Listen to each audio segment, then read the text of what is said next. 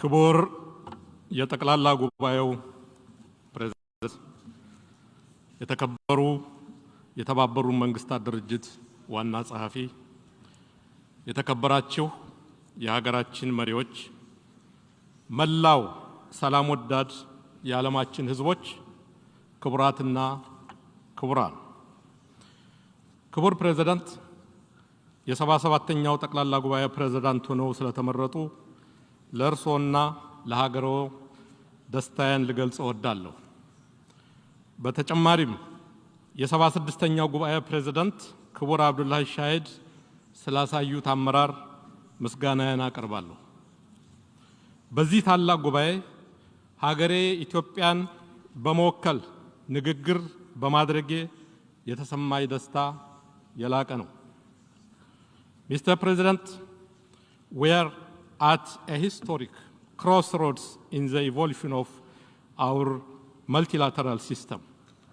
Humanity is facing multiple and complex challenges ranging from climate change, extreme poverty, conflicts, terrorism, and geopolitical tensions. The consequences of these global challenges are of epic proportions and leave adverse socio-political impacts across the world.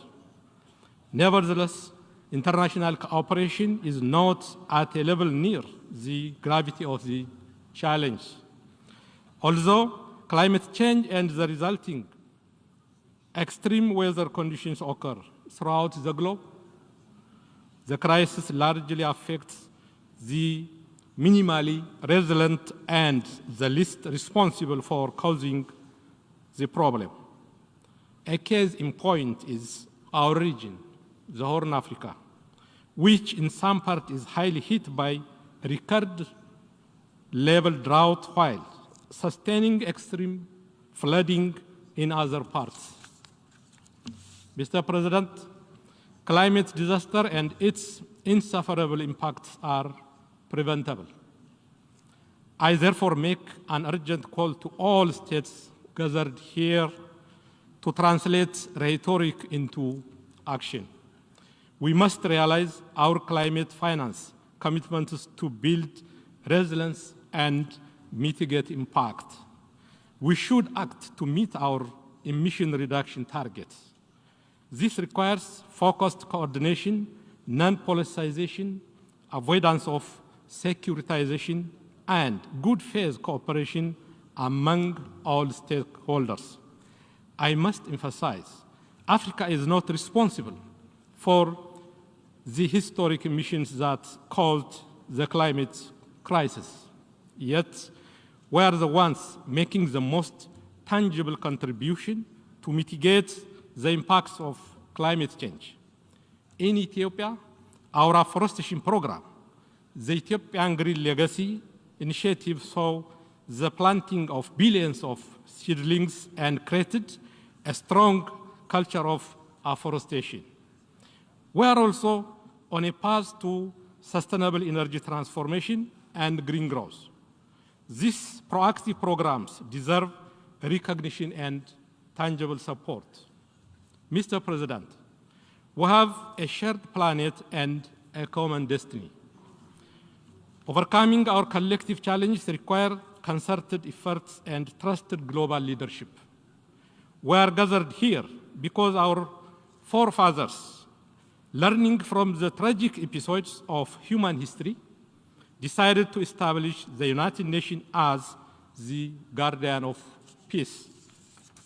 However, we are yet to achieve true universality in the main organs of the United Nations.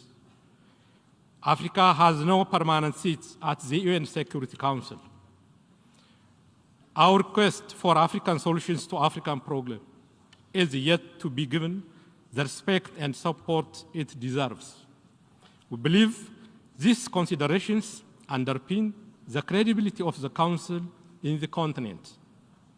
African problems are sustainably addressed when approached in the true context of the region and take full account of the strategic interests and aspirations of the countries concerned. It is only when we do this and uphold regional solutions we could start reducing the proliferation and overextended study of African issues in the UN Security Council. Mr. President, for the past 4 years, Ethiopia has made significant progress in its socio-economic development and democratization. These years have also been compounded by challenges that tested our survival as a nation. In November 2020, the most heinous and treasonous attack was waged against the Ethiopian National Defense Force that protected not only the peace and stability of Ethiopia, but also helped keep peace in other countries on behalf of the United Nations and the African Union. The criminal group that remains hell-bent in destroying societal foundation of our country colluded with external actors opposed to our development aspirations. The insecurity this group created has been very tragic and costly.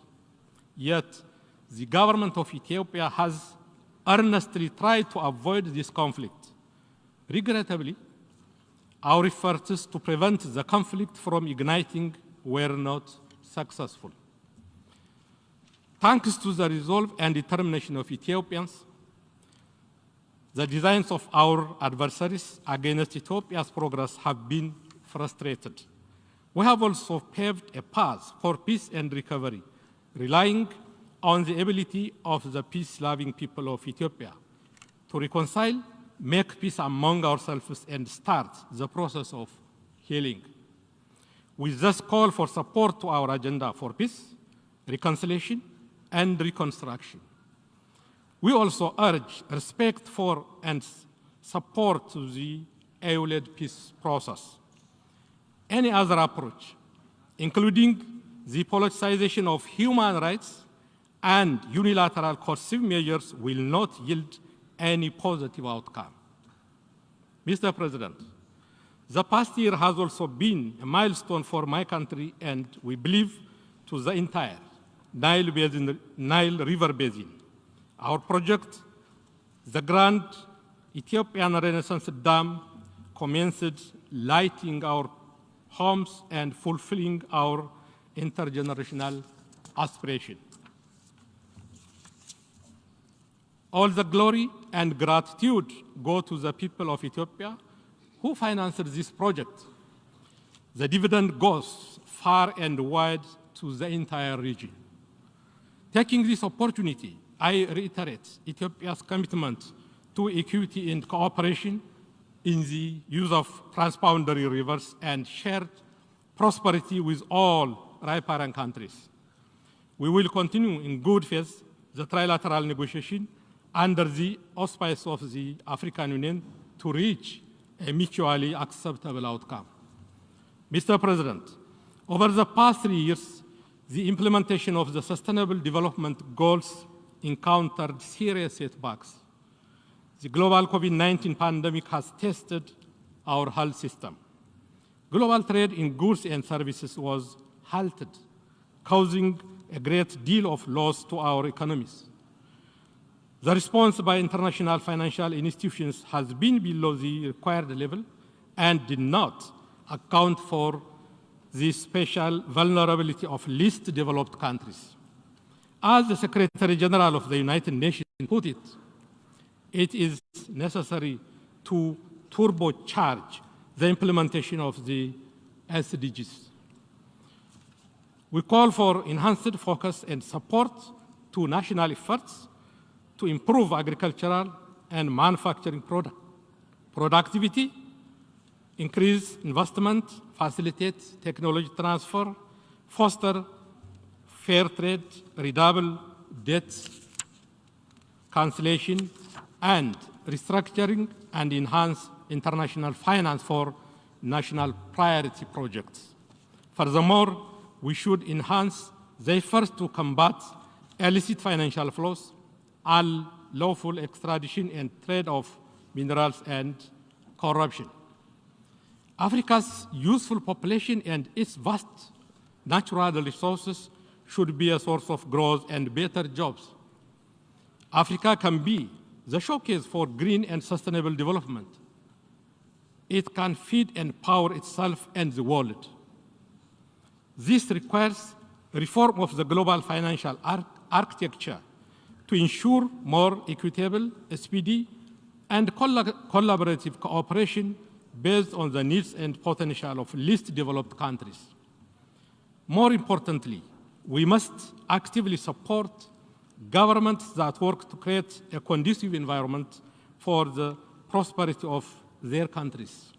In addition, Africa's effort to chart its destiny must not be complicated by big power competition. Mr. President, allow me to conclude by re-emphasizing the need to scale up international cooperation. The gravity of the challenge we face today demands us to come together in search of collective solution. We need more, not less, multilateralism. We shall continue to uphold our cardinal principles of independence, impartiality, integrity, non-interference, sovereign equality, and non-selective to maintain a working multilateral system rooted in the Charter of the United Nations.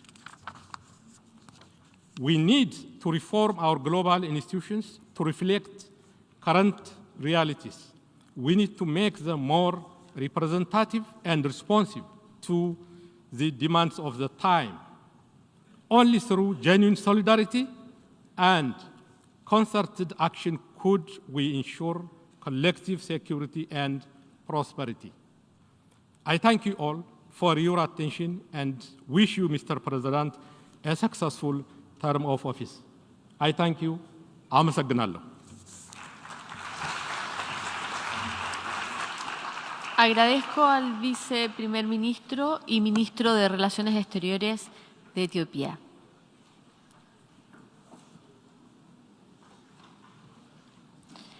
Doy ahora la palabra al excelentísimo